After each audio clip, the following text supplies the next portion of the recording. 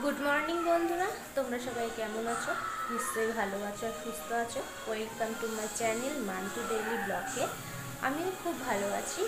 তো আজকে রোববার, আর এই রোববারে আমি সকাল সকাল ঘুম থেকে উঠে সমস্ত কাজকর্ম করে স্নান করে পুজো টুজো দেওয়া হয়ে গেছে। আর রোববার কেন বললাম, এই রোববারে যে আমি ইঁদুর পেতেছিলাম কার্তিক মাস যাওয়ার দিন, তা সেই ইতু পুজো রোববার রোববার করে করতে হয়। অঘ্রাণ মাস যাওয়ার আগের দিন পর্যন্ত প্রত্যেকটা সপ্তাহে শুধু রোববার করে এটাকে পুজো মানে ঘটে জল দিতে হয়, পুজো করতে হয়।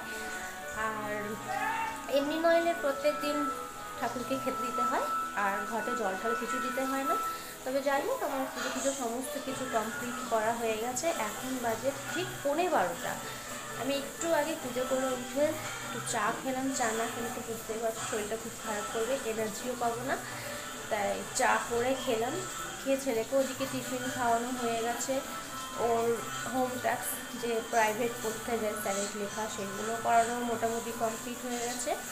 এখন ওকে কার্টুন চালিয়ে দিয়েছি টিভিতে, যে তুই কার্টুন দেখতে থাক আর আমি এদিকে রান্না করতে থাকি। তা আমি আজকে কী রান্না করলাম চলো তোমাদেরকে সেগুলো চটপট দেখিয়ে দিই। তো আমি রান্না এখন চলে এসেছি। তোমরা দেখতেই পাও আমার ব্লগের মধ্যে যে আমি একটা ঘরেই থাকি, বেরিয়ে সেখানে রান্না বান্না করি।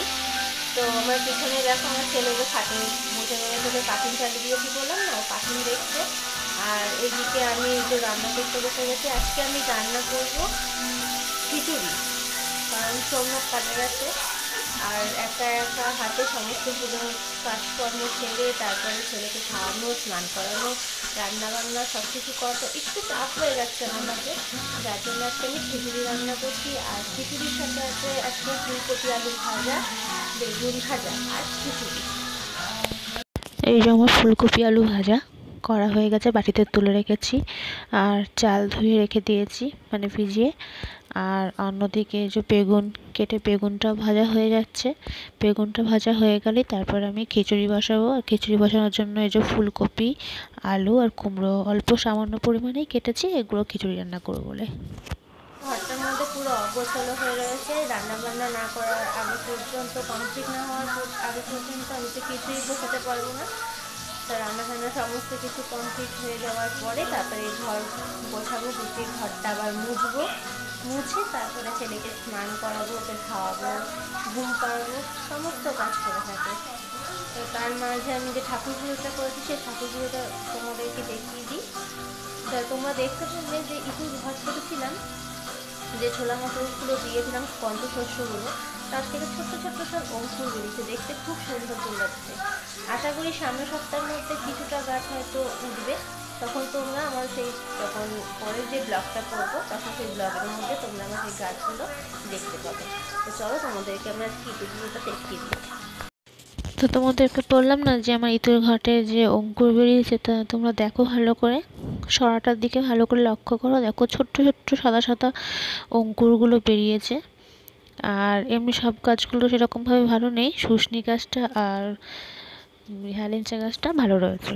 তাহলে তোমাদেরকে আমি দেখিয়ে দিলাম একটু পুজোর ওখানে গাছপালাগুলো কেমন হচ্ছে না হচ্ছে, অঙ্কুর গাছে না হচ্ছে। আবার রান্নার এখানে এসে বসে বললাম বেগুনটা ভাজার পরে তারপরে আবার যে দেখলে যে ফুলকপি আলু কেটে রেখেছিলাম, কুমড়ো, ওইগুলো আবার ভাজবো। তারপরে আবার খিচুড়ি রান্না করবো, বাসন মাজবো, অনেক কাজ।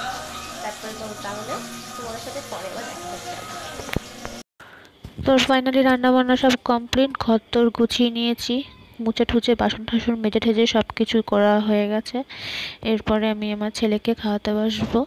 তো তার জন্য ওর জন্য খিচুড়ি নিয়ে বসে পড়েছি একেবারে ওকে খাওয়ানোর জন্য।